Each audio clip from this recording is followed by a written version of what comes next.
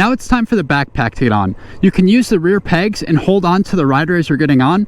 And also one thing to watch out for is the exhaust. It may be hot, so don't put your foot on it. So I'll let my passenger get situated. I'll see if she's okay, if she's ready, and if she is, perfect, I'll start the bike and then we'll get on our way. Your job as the backpack is just to enjoy the ride. Just go with the flow of the bike, which means don't lean in any opposite direction of a turn. Again, just go with the flow of the rider.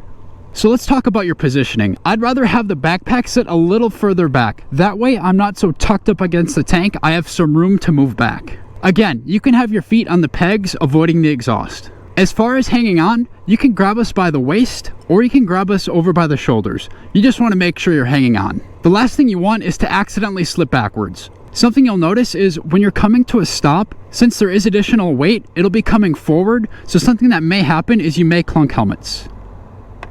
Something you can do is brace yourself by putting your hand on the tank.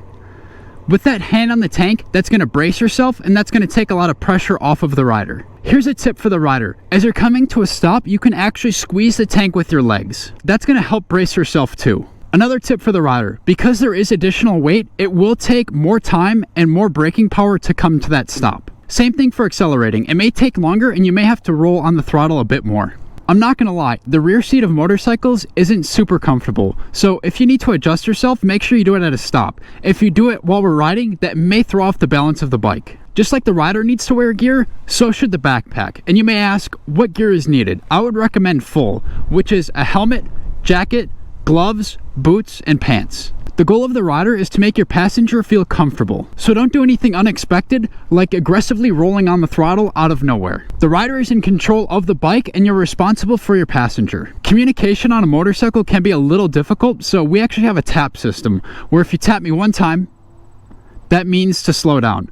If she taps me twice, that means to stop. And every time we come to a stop, I'll turn around and I'll ask her, how you doing? How you doing? Now back to the tips for the backpack. Never get on the back of a motorcycle with a rider who's new or not confident. You're putting your life in their hands. So only jump on the back of a motorcycle with a rider you trust. Because riding a motorcycle is different with a backpack versus